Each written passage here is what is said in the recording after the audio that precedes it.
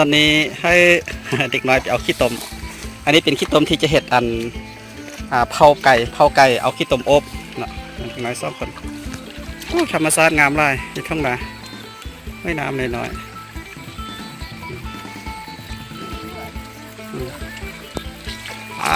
บุสลีกำเป็นมัดเลย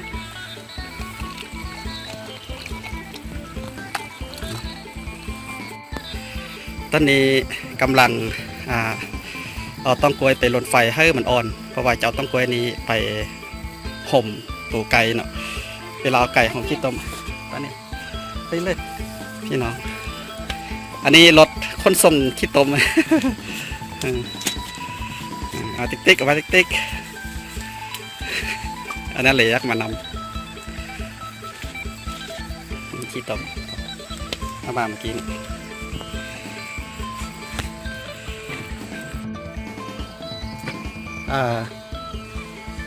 ในกำลังตัดไก่เพราะว่าตัดเอาหัวเอาตีนมันออกเรายัดเข้าไปในเนาะเพราะว่าเวลาเอาตองกล้วยมาข่มเรามันจะโปกิดคว่ำ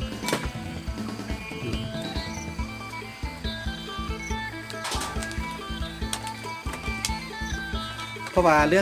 องเห็ดอันไก่เผา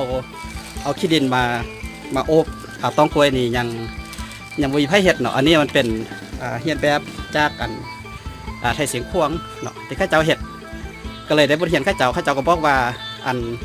พันพยาถ้ามันติดขี้ต้มเอาขี้ตองมาโอบเราเอาขี้ต้มมาติดก็เลยลองเห็ดเบิ้งเนาะ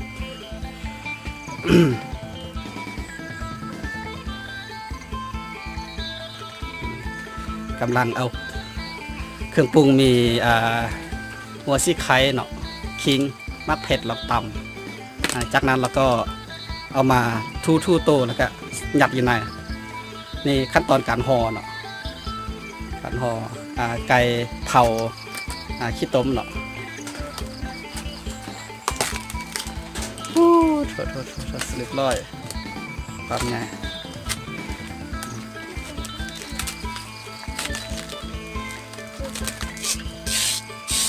เอานี้มาเห็ดอันเป็นโต๊ะมาหมัก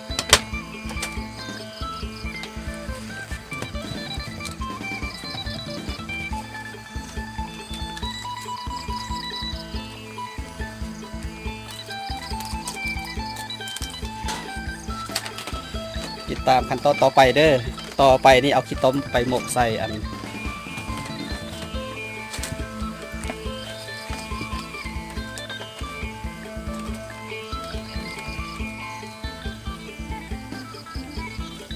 ขี้ต้มเด็กน้อยเอามาเมื่อกี้นี่จะไปหมกใส่ใบตอง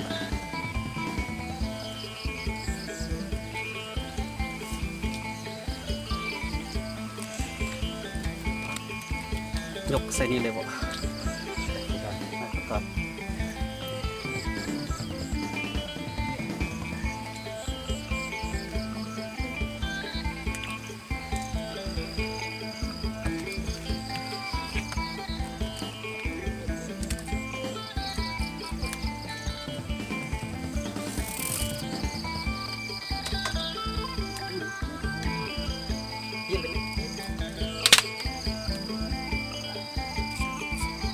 ตอนนี้อยู่บรรยากาศอยู่นาเข้ากำลังงานนี่เดือนเป็น27 เดือน8เนาะปี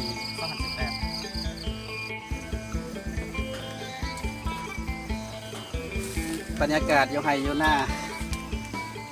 ครับบรรยากาศอยู่ไฮอยู่นาตอนนี้เดี๋ยวนี้ฝนตกมันนี่อากาศดีแถวนี้ก็จะเป็นบริเวณบอนป่าแถวนี้เขาจะมาเห็ดนาเข้ากำลังงานดีบางทีเมื่อแรกนี่จะออกไปการกระปูนาแถวนี้เกณฑ์น่าจะมีปูนาล่าอยู่แถวนี้ปูนาคาเกะ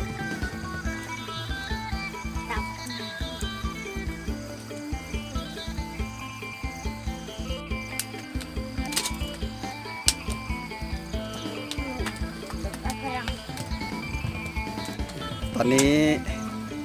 ก็ใช้เวลาเผาเกือบไปแล้วอีก20 นาทีเนาะแต่ว่ายังหูอยู่ว่าจะเป็นอะไร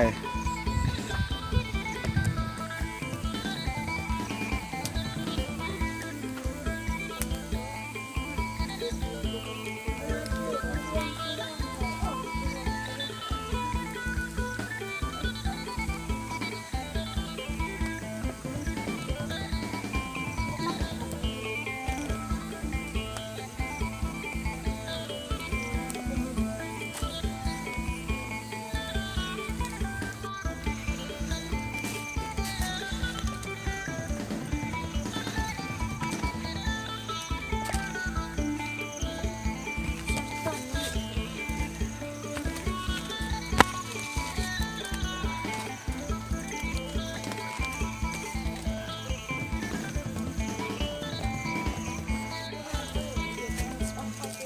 รุ่นนำกันเด้อพี่น้องเด้อเบิ่งซอยกัน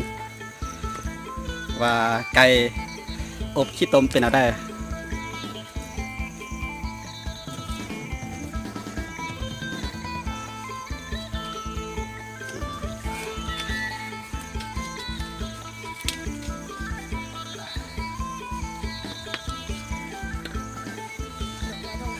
ครั้งแรกในโลกที่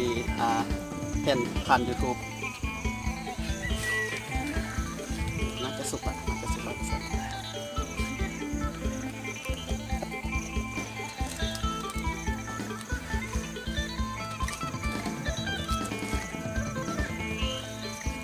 เอาเลยเนาะ เอาเลย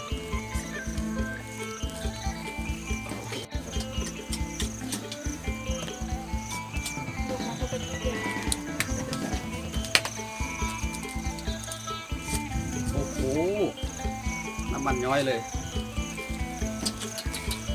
โอ้โหยอด เหยียดของฝนนึง ร้อย เปื่อยเลย เชื่อเลย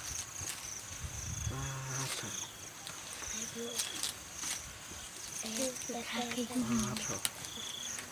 ตะยา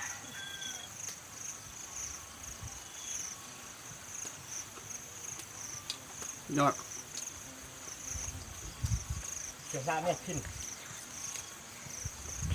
โตกเสียงสามือสักไว้ดำไว้ อ้าย ต้น